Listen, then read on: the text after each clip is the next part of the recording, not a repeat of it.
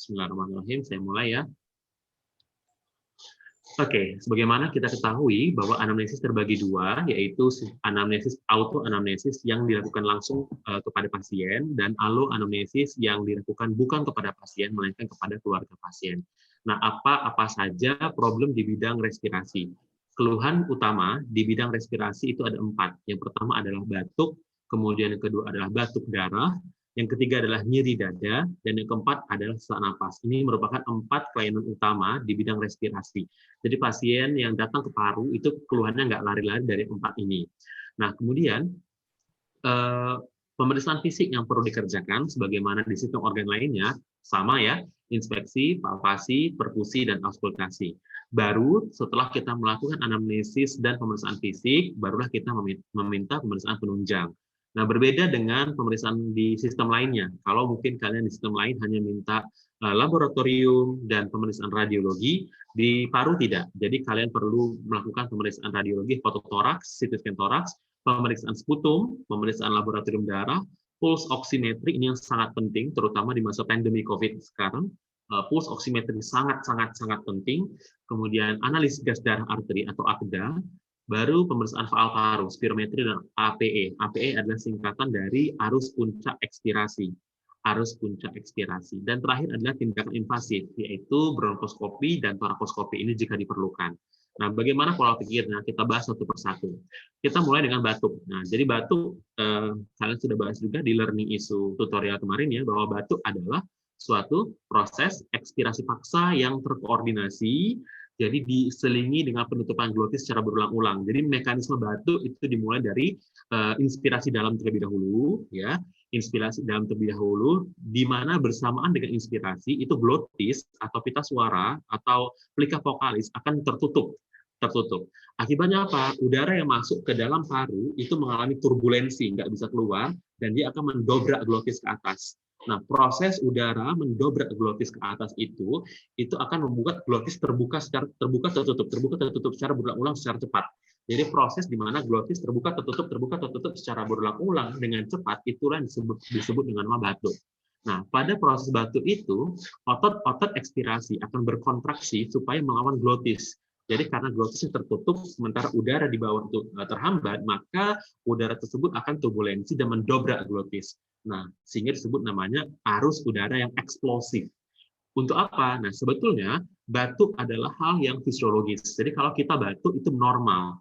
Kenapa? Karena batuk itu berfungsi untuk membersihkan saluran nafas. Jadi kalau ada debris yang masuk ke dalam saluran nafas kita, katakan itu partikel, debris, atau asap, maka silia-silia yang ada di saluran nafas dengan otomatis akan bergerak ke atas untuk menyingkirkan debris tadi. Nah, itu yang akan membuat kita inspirasi maksimal secara tiba-tiba dan di saat bersamaan glotis tertutup. Nah, itu yang mengakibatkan turbulensi udara dan mendobrak glotis ke atas sehingga terjadi refleks batuk. Nah, batuk ini merupakan refleks, jadi kalian tidak bisa menahan proses batuk. Ya, batuk ini refleks. Ada lengkung refleks batuk yang berpusat di medula spinalis. Nah, jadi tidak bisa ditahan-tahan batuk ya, kecuali pada batuk bisa nggak ditahan, bisa, tapi pada suatu titik nanti dia akan tetap mencapai refleksnya dan nggak bisa nahan lagi batuknya karena dia adalah refleks. Jadi batuk itu sebetulnya proses yang fisiologis. Nah, tapi pada beberapa keadaan jika batuknya terus-terusan terjadi, barulah kita berpikir apakah batuknya ini merupakan proses yang patologis. Nah, bagaimana membedakan batuk yang fisiologis dengan batuk yang patologis? Maka kita harus lihat apakah etiologinya, kemudian pola waktu batuk, dan apakah dengan sputum atau dahak. Sekarang kita lihat ini yang sangat penting.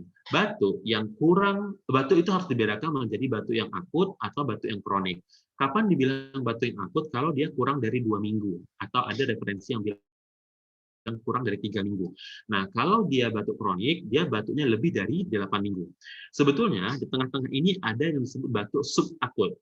Nah, hanya saja di Indonesia itu tidak terlalu familiar menggunakan definisi batuk subakut. Jadi, kalau di Indonesia kita nggak pakai lebih 8 minggu. Kalau di Indonesia yang kita pakai adalah kurang dari 2 minggu atau lebih dari 2 minggu. Ya, jadi akut itu kurang dari 2 minggu dan kronik itu lebih dari 2 minggu.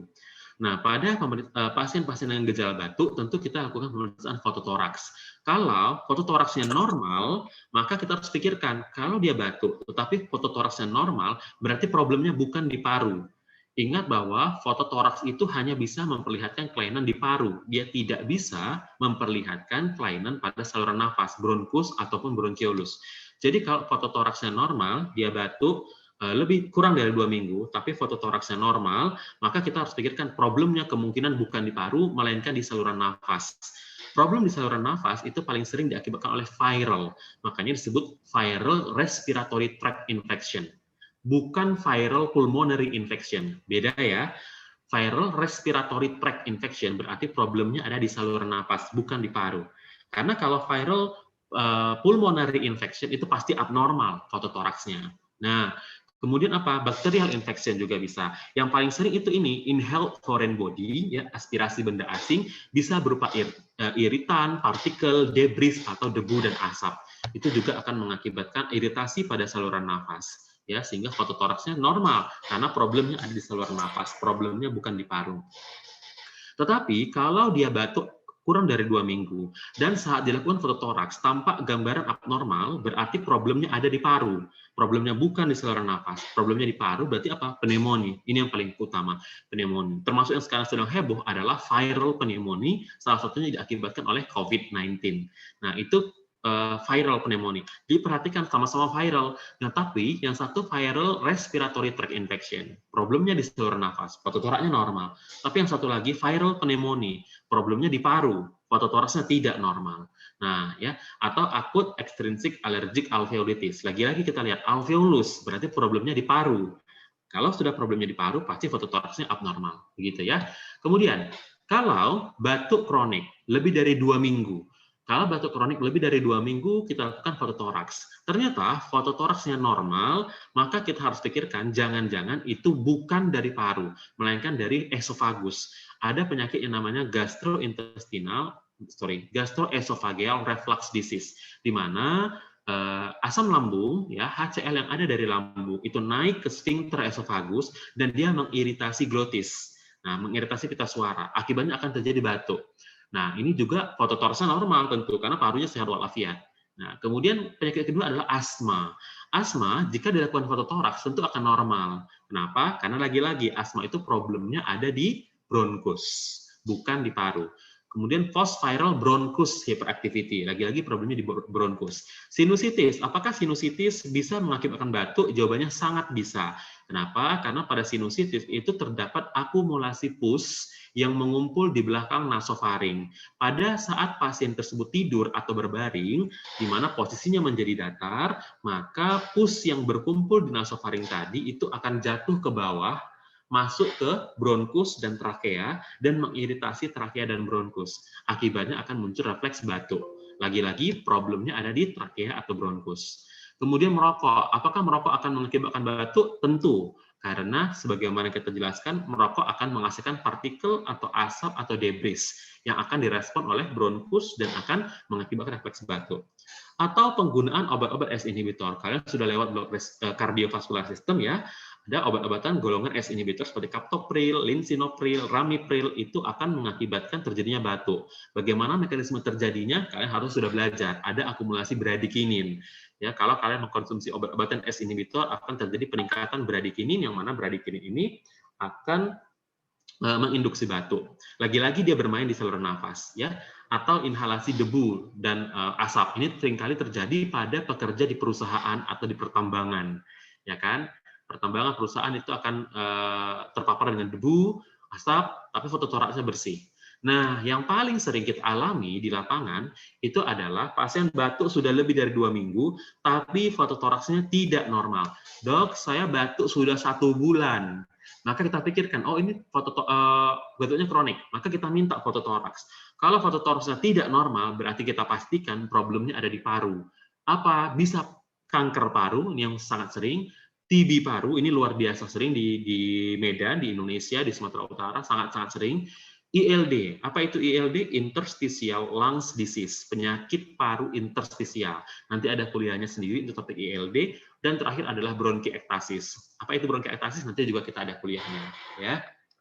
Nah, jadi harus bisa membedakan pola pikirnya batuknya akut atau kronis. Ya, jadi kalau ada batuk yang wajib kalian tanya, Pak, batuknya udah berapa lama? Itu dulu untuk menegakkan diferensial diagnosis.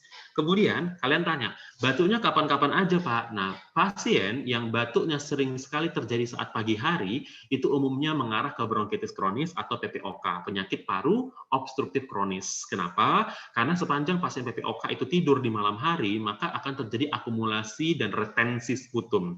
Sehingga saat dia bangun pagi, sputum yang mengalami retensi tadi, terakumulasi di bronkus, itu akan mendobrak glotis sehingga dia muncul refleks batuk, terutama saat bangun di pagi hari.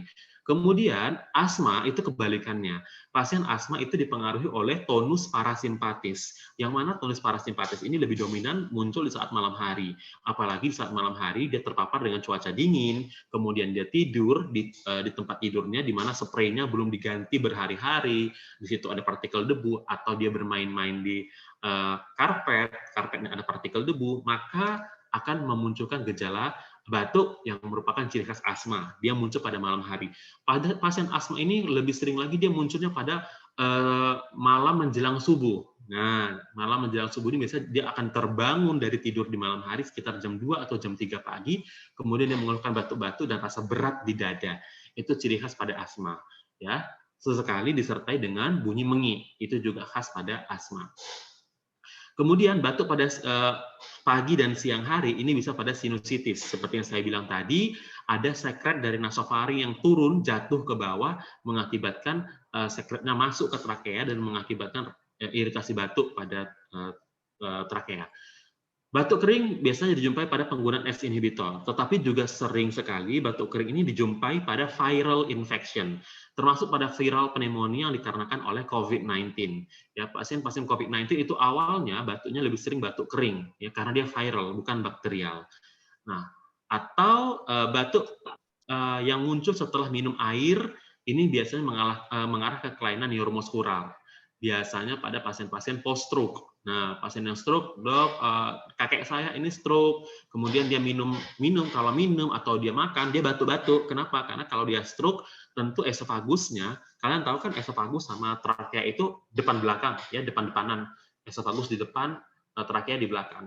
Kalau pasien stroke, itu kan epiglotis kadang-kadang tidak berfungsi sempurna, sehingga partikel makanan atau partikel air yang harusnya masuk ke esofagus, malah dia masuk ke trakea, dan dia akan menimbulkan refleks batuk atau proses aspirasi.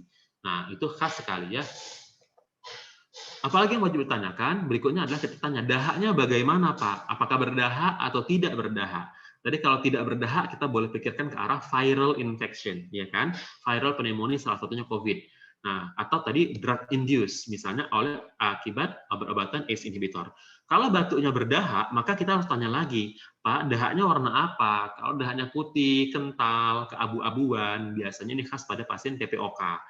Tapi kalau dahaknya dok, warnanya agak kekuning-kuningan, ini biasanya infeksi akut lower respiratory tract infection. Mungkin kalian semua pernah mengalaminya ya, contohnya adalah bronkitis akut. Nah, kalau dahak kekuning-kuningan, ini bisa bakterial, bisa viral. Nah, tetapi kalau dahaknya sudah mulai kehijauan, nah ini paling sering infeksi bakterial.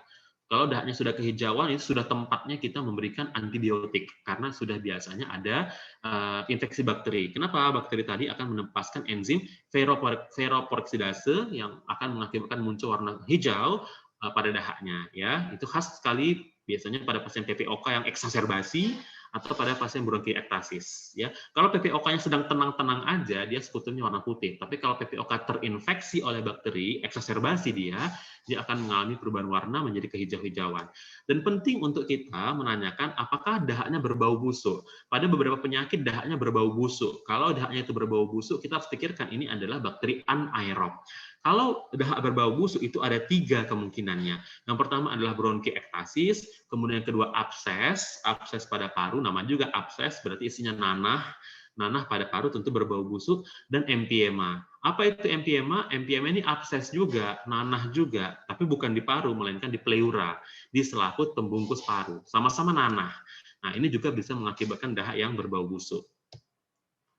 Oke, kemudian kita lanjut. Bapak, kita tanya, dahaknya seberapa banyak? Nah, dahaknya seberapa banyak ini perlu ditanya. Volume dahaknya banyak atau sedikit? atau hanya berupa bercak, atau memang banyak mengucur deras. Pada penyakit bronkiektasis itu dahaknya luar biasa, produksi dahaknya sangat-sangat banyak. Saya pernah jumpa pasien bronkiektasis 2 atau 3 kali, dia datang ke IGD, dahaknya sangat banyak, sehingga sekali dia batuk dalam waktu kurang dari setengah jam, produksi dahak dia itu hampir 1 botol aqua besar. Tahu ya, botol aqua besar 1,5 liter itu isinya dahak semua dan baunya busuk. Coklat kekuningan warna dahaknya. Karena memang produksinya sangat banyak. Ini khas sekali pada pasien bronkiektasis, apalagi kalau sedang terinfeksi. Atau sering sekali pada pasien-pasien tertentu itu dahaknya dipengaruhi oleh perubahan posisi. Dok, kalau saya mereng ke kanan, dahak saya jadi banyak. Tapi kalau saya mereng ke kiri, dahak saya nggak banyak. Nah, berarti itu ada nanah yang terkumpul di salah satu paru. Di kanan kah atau di kiri kah? Begitu ya. Berarti bisa jadi nanahnya di paru, abses paru, atau nanahnya di pleura, MPM contohnya ya. Nah, dan kemudian kita tanyakan apakah dahaknya itu bercampur dengan bercak-bercak kemerahan.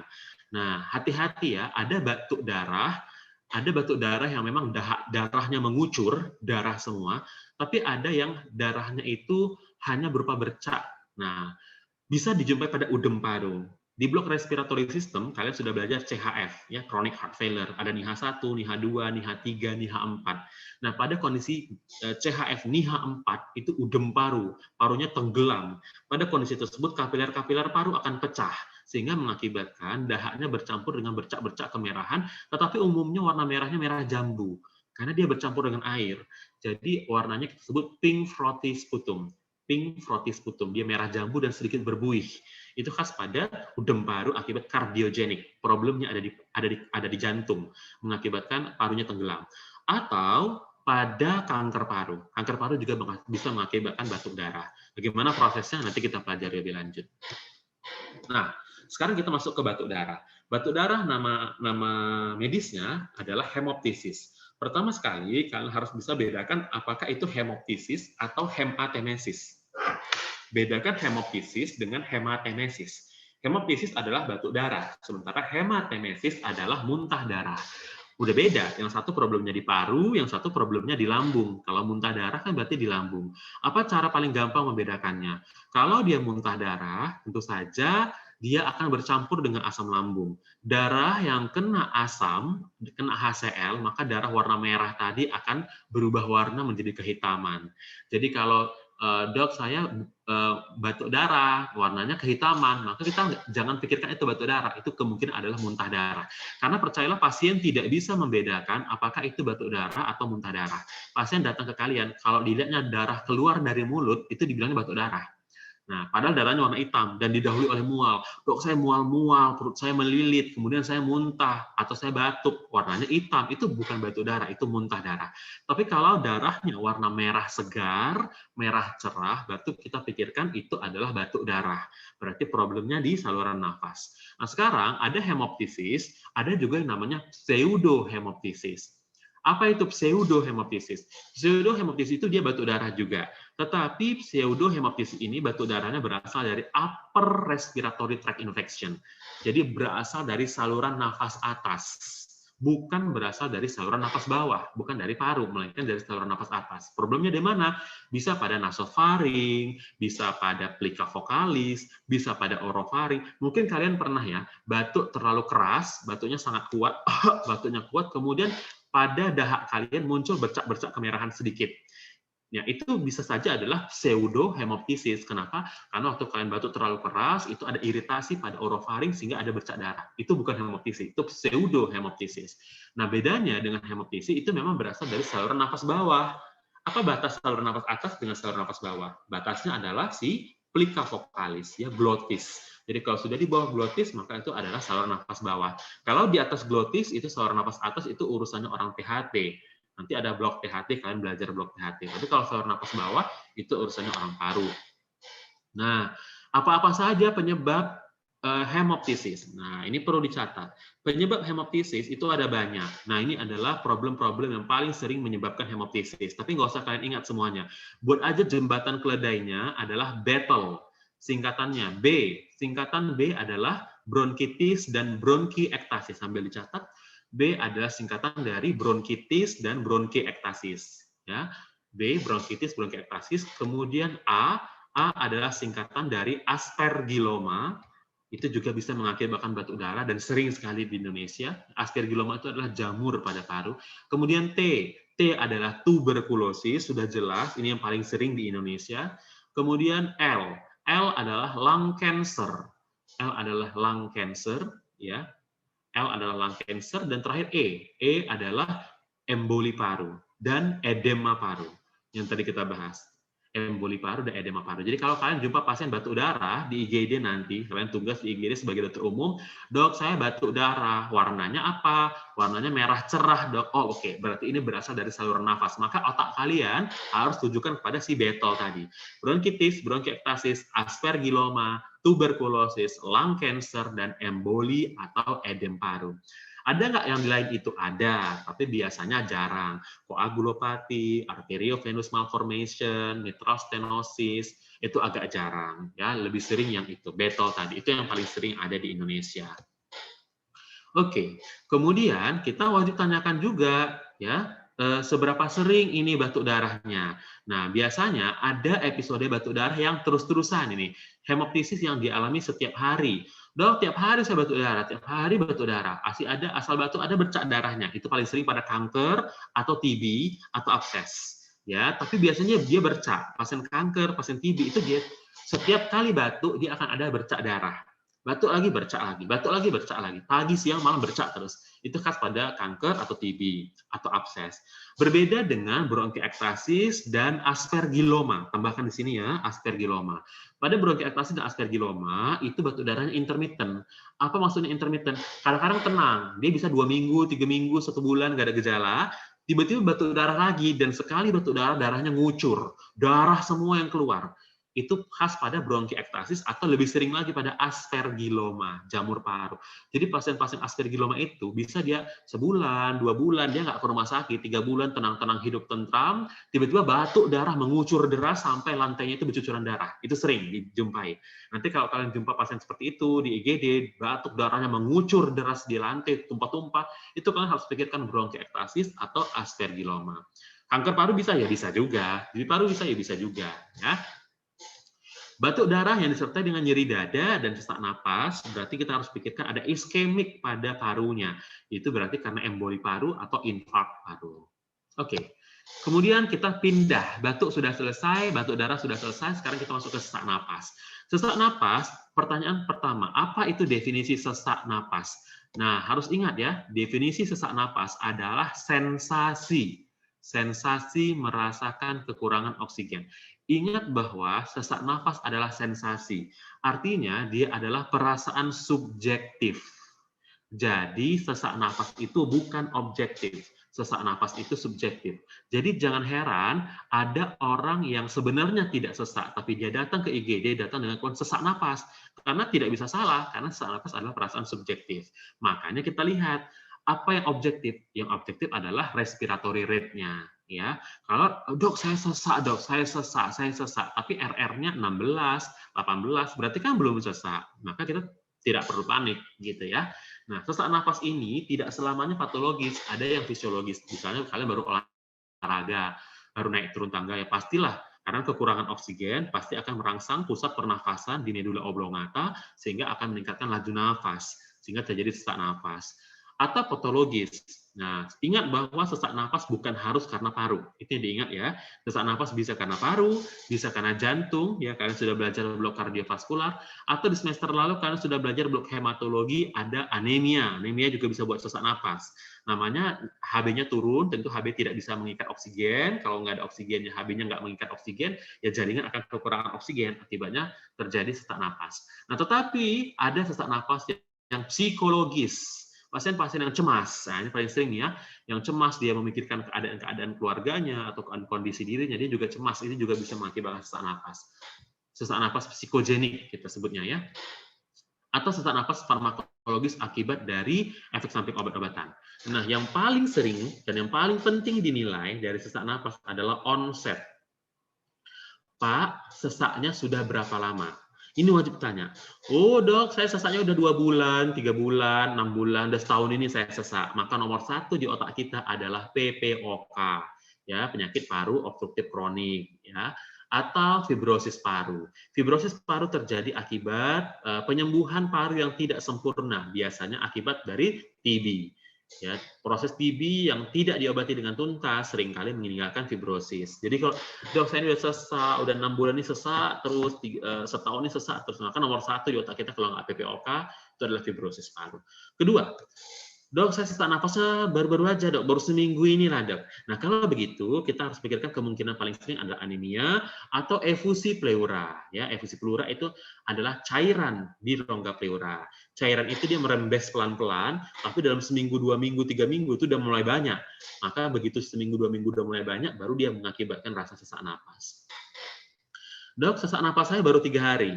Dok, sesak napas saya baru 4 hari. Nah, itu nomor 1 pneumonia. Ya, termasuk COVID. Pneumonia termasuk COVID itu hitungan hari atau hitungan jam. Atau asma dan PPOK eksaserbasi. Ya, eksaserbasi apa? Berarti kumat. Flare up, berarti sedang perburukan. Itu muncul dalam hitungan jam atau hitungan hari. Nah, ini yang paling penting. Dok, saya sesak tiba-tiba dalam hitungan menit, baru setengah jam yang lalu, dok. Baru 30 menit yang lalu. Terus dia langsung ke IGD, sesak sekali saya, dok. Maka nomor 1 yang kita pikirkan adalah emboli paru, atau nomor 2 adalah pneumotoraks. Ini yang paling bahaya. 2 ini sangat berbahaya, ini bisa meninggal di IGD. Ya, ini harus kalian tangani dengan cepat. Emboli paru atau pneumotoraks. Dia sesaknya muncul tiba-tiba dan dalam hitungan menit. Nah, oke. Selanjutnya, kita tinggalkan sesak nafas, kita masuk ke keluhan berikutnya, yaitu nyeri dada atau chest pain. Sebentar ya.